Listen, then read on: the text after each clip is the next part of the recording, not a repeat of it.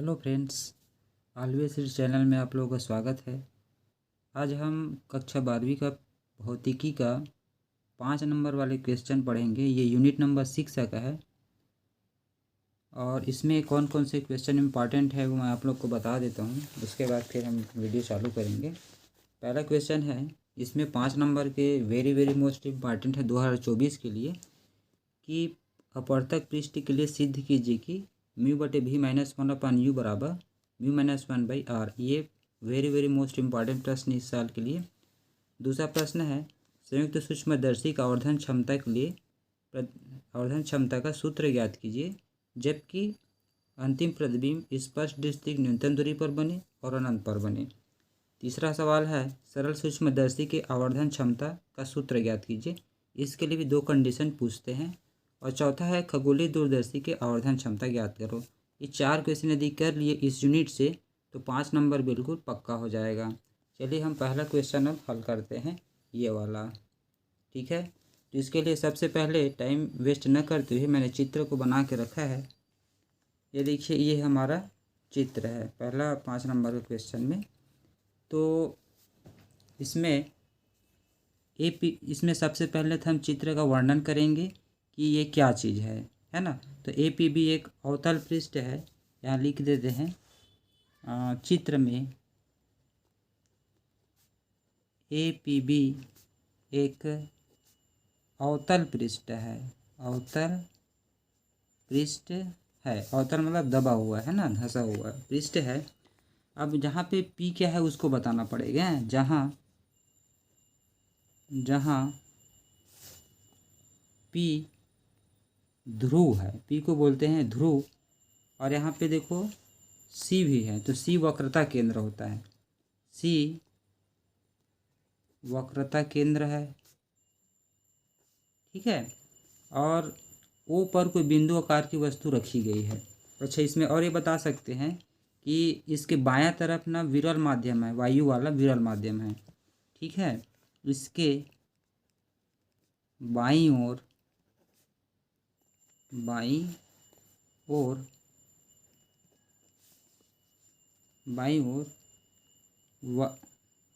विरल माध्यम वायु है तथा दाईं ओर सघन म्यू माध्यम का म्यू अपवर्तनांक का सघन माध्यम है।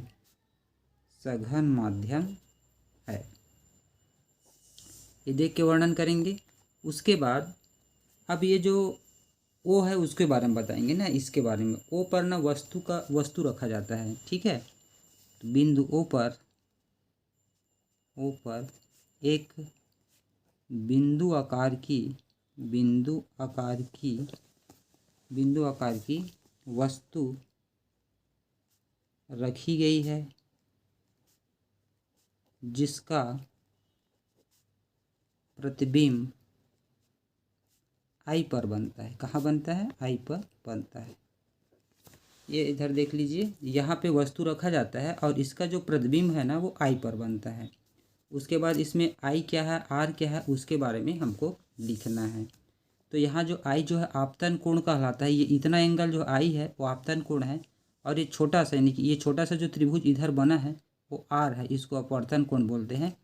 और इसमें ये जो C और L जो है वो अभिलंब का काम करता है, ठीक है। तो ये प्रकाश किरण इधर गया है तो इधर झुकते हुए जाता है, क्योंकि विरल से सघन में जाता है तो प्रकाश किरणें झुक जाती है अभिलंब की ओर। तो उसको लिखने की ज़्यादा आवश्यकता नहीं है। अब लिख देते हैं क्या अपन यहाँ पे कि चित्र में I क्या है उसके बारे में लिखेंगे, है ना। तो I कहाँ पे बना हुआ है, इतने देखो I जो है इतने में, I इतना में बना है, मतलब ये कौन सा एंगल कहलाएगा हमारा। इसको लिख सकते हैं CAO ऐसा लिख सकते हैं। तो कोण CAO बराबर I है ना। और इसको हम M लिखेंगे इसको। यहाँ देखो A यहाँ पर है, यहाँ पे M है, CMO लिखेंगे इसको। तो ये हो जाएगा CMO बराबर I बराबर ये क्या है हमारा आपतन कोण है। क्या है? आपतन कोण है। और उसी प्रकार से यहाँ देखो ये अपवर्तन कोण है, जिसको क्या लिखेंगे? CMI। कोण CMI बराबर ये R, इसको हम लोग बोलेंगे क्या? अपवर्तन कोण है। ये क्या है? अपवर्तन कोण है। ठीक है। अब ये अपवर्तन कोण क्यों हुआ? क्योंकि ये भी R है तो ये भी R है, तो ये शीर्षाभिमुख कोण के कारण दोनों क्या हो जाते हैं? बराबर हो जाते हैं, इसलिए वो अपवर्तन कोण R होगा। ठीक है जी। अब इसके बाद हमें स्नेल का नियम लागू करना है। अब स्नेल के नियम से, तो स्नेल का नियम क्या कहता है? म्यू बराबर साइन आई बटे होता है साइन आर। ठीक है। म्यू बराबर, देखो आगे हल करेंगे, देखो साइन आई बटे साइन आर लिखा है, आई और आर के मान बहुत कम होते हैं, इसलिए ना इसके जगह साइन साइन को हम लोग नहीं लिखेंगे, मतलब साइन आई बराबर आई लिखेंगे और साइन आर बराबर आर लिखेंगे, तो म्यू बराबर हो जाएगा आई बटे आर। ऐसे समझ सकते हो, जब साइन आई और आर के मान कम होते हैं ना तो साइन साइन हट जाता है, तो आई बटे आर हो जाएगा। तो यहाँ लिख सकते हैं आई व आर के मान बहुत कम होता है, अतः साइन आई बराबर आई और साइन आर बराबर आर रखा गया है। इतना इतना रखा गया है। अभी आर का तिर्यक गुणा करेंगे तो आई बराबर हो जाएगा, इधर तिर्यक गुणा करोगे तो म्यू आर। इक्वेशन नंबर हो जाएगा फर्स्ट। अब हमको क्या करना है? आई और आर का मान निकालना है उस चित्र से। ठीक है। चित्र में से देख करके अब हम क्या करेंगे? आई और आर का मान निकालेंगे। तो इस चित्र में हम लोग आ जाते हैं। देखो इस एंगल को हम लोग मान लेंगे अल्फ़ा, इस एंगल को मान लेते हैं बीटा कोण और इस एंगल को मान लेते हैं थीटा कोण। ठीक है। तो यहाँ हम अल्फ़ा बीटा थीटा के लिए आर और आई का मान निकालेंगे। तो पहले क्या करेंगे? इस त्रिभुज में, ये बड़ा त्रिभुज में लेना है, CMO में लेंगे तो अल्फ़ा बाहर में बना हुआ है, तो बहिष्कोण प्रमेय लगेगा। तो बहिष्कोण प्रमेय क्या कहता है? सुदूर त्रिभुज में बहिष्कोण का मान जो होता है सुदूर अंतः कोणों के योगफल के बराबर होता है। मतलब ये अल्फ़ा का जो मान होगा, ये आई और ये थीटा है, तो इस आई प्लस थीटा के मान के बराबर होगा, योगफल के बराबर होगा, आई प्लस थीटा हो जाएगा। उसी प्रकार जब मैं ये वाले त्रिभुज में लूँगा, कौन सा त्रिभुज में? ये छोटे वाले में CMI में लूँगा, तो बीटा बाहर में बनेगा, तो बीटा बाहर में जब बनेगा तो किसको किसको जोड़ना पड़ेगा? आर प्लस थीटा को जोड़ना पड़ेगा। ठीक है। तो अब इसको हम लोग ऐसे लिख सकते हैं। तो पहले ले लेते हैं त्रिभुज CMO में। ठीक है। बहिष्कोण प्रमेय से, किससे? बहिष्कोण प्रमेय से। तो यहाँ पर बहिष्कोण प्रमेय लगाएंगे तो अल्फ़ा बराबर हो जाएगा, ये देखो ये अल्फ़ा बराबर बाहर में बना हो बहिष्कोण प्रमेय, अल्फ़ा बराबर ये बड़ा वाला त्रिभुज में ले रहे हो तो ये वाला एंगल आई है, तो आई प्लस थीटा हो जाएगा ये। तो आई प्लस थीटा, अब आई का मान निकालना है अपने को, तो थीटा की इधर पक्षांतर कर देंगे, तो अल्फ़ा माइनस थीटा, थीटा इधर आ जाएगा तो बराबर कितना हो जाएगा? आई। ये हमारा आई का मान निकल गया। ठीक है। अब हम क्या करेंगे? त्रिभुज, आप छोटे वाले त्रिभुज में लेंगे, इधर देखिए बार बार चित्र दिखाना पड़ता है, CMI में लेंगे, ये वाले त्रिभुज में। यहाँ हमको किसका मान निकालना है? बीटा का निकलेगा। ये हो जाएगा त्रिभुज CMI में किसका? अब बहिष्कोण प्रमेय से, यहाँ पर भी लिखेंगे बहिष्कोण प्रमेय से, तो यहाँ हम निकलेगा बीटा बराबर, तो ये हो जाता है आर प्लस थीटा हो जाएगा। ठीक है। तो आर, अब थीटा को फिर पक्षांतर कर दो, तो बीटा माइनस थीटा बराबर हो जाएगा आर। अब ये जो आई और आर का मान निकल गया, देखो आई का निकल गया, आर का निकल गया। अब ये दोनों मान को हम लोग समीकरण 1 में रख देंगे, यहाँ पे रखना है। ठीक है। तो समीकरण 1 में आई व आर का मान रखने पर, आई आर का मान रखने पर। तो देखो ये था हमारा आई बराबर म्यू आर था, समीकरण नंबर ये था 1।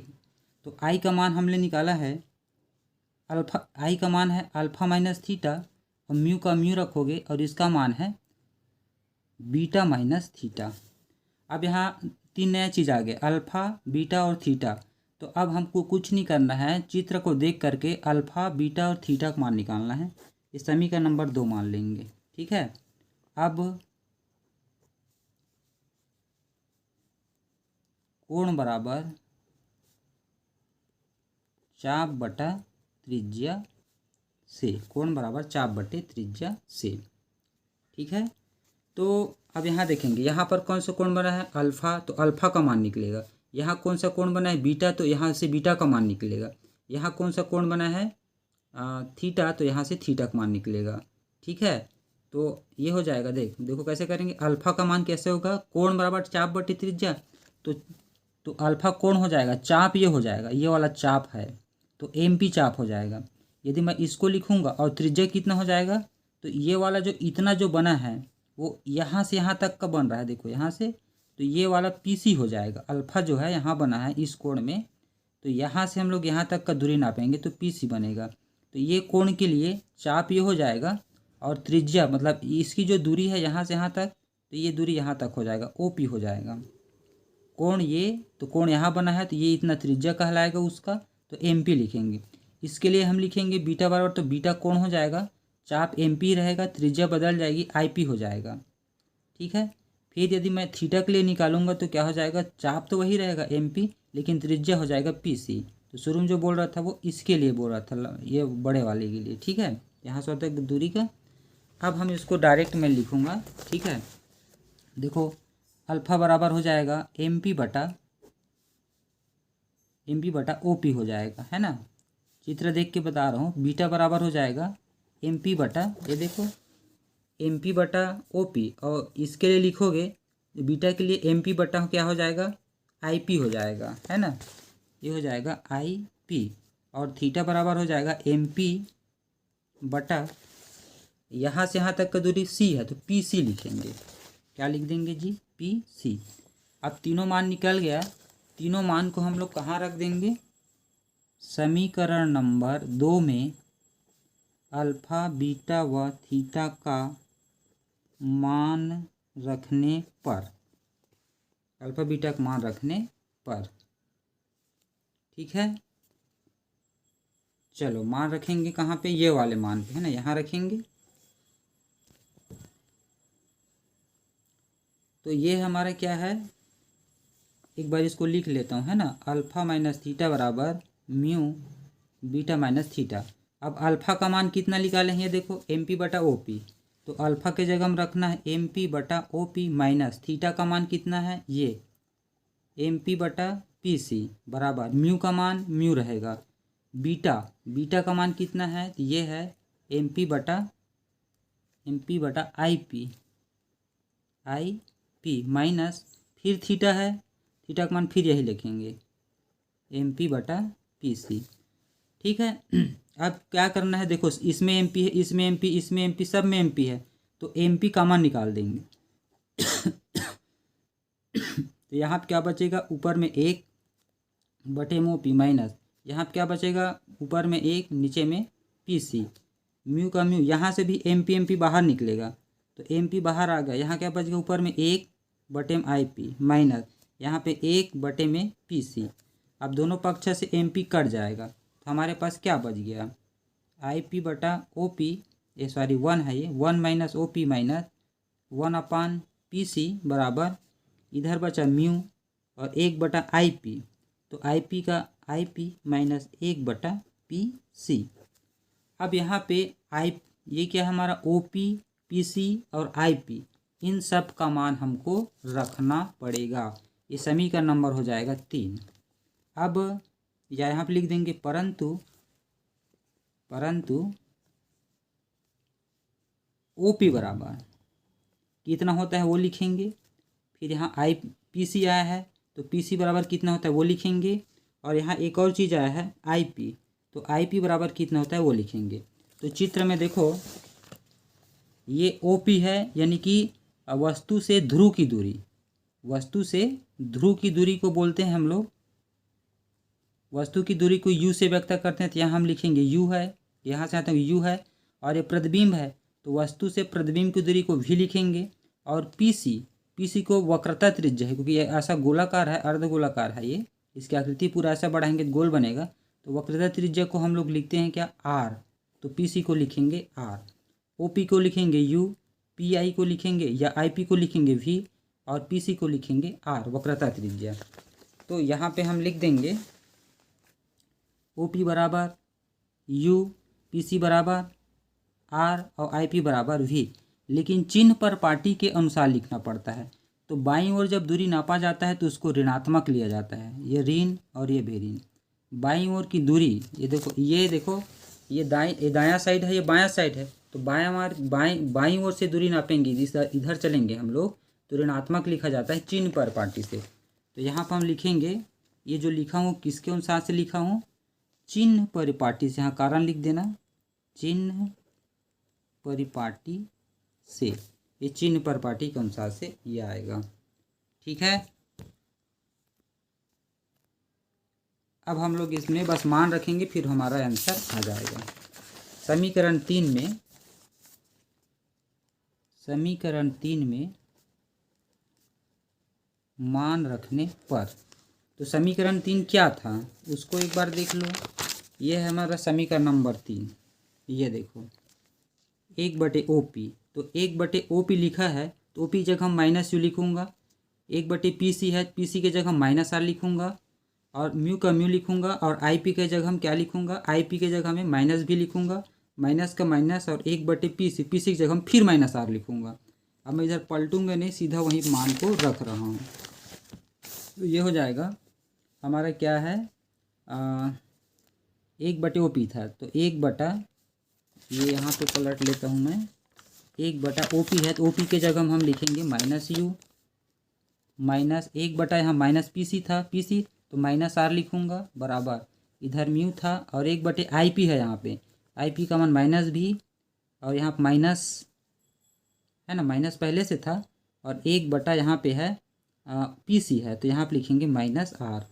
अब हल कर देंगे, माइनस चिन्ह नीचे में ना रख के माइनस गुणा करते हैं ना, ऊपर चला जाता है, तो -1/U हो जाएगा, माइनस माइनस का प्लस 1/R। अब यहाँ पे म्यू का म्यू, ये माइनस ऊपर लिख लो, -1/V, minus minus plus 1/R। अब क्या है, -1/U प्लस 1/R, म्यू का अंदर गुणा करो तो -μ/V, फिर प्लस का प्लस, म्यू का 1 से गुणा करोगे तो μ/R। ठीक है जी। अब इसके बाद क्या है, एक तरफ अब जमाना है, यानी कि इसके बाद डायरेक्ट तुम उत्तर को भी लिख दोगे तो भी चलेगा, क्योंकि सिद्ध कीजिए करके आएगा तो डायरेक्ट उत्तर को लिख सकते हो। लेकिन मैं बता रहा हूँ कि होता क्या है यहाँ पे। तो इसमें हमको ना ये R है उसको उधर ले जाना है और इसको इधर लाना है। -1/U, ये माइनस वाला इधर आएगा तो प्लस μ/V बराबर μR अपने स्थान पे है, ये वाला जो 1/R पक्षांतर करेंगे, -1/R हो जाएगा, है ना। अब यहाँ पे इसको पहले लिख लेंगे, तो μ/V और माइनस वाले के बाद में -1/U बराबर, इसका लघुत्तम निकालोगे तो R आएगा, तो म्यू माइनस का माइनस और 1 का 1। यही हमको सिद्ध करना था, ये हमारा प्रूफ हो जाता है। ठीक है, तो इस प्रकार से ये मोस्ट इम्पॉर्टेंट प्रश्न सिद्ध होता है।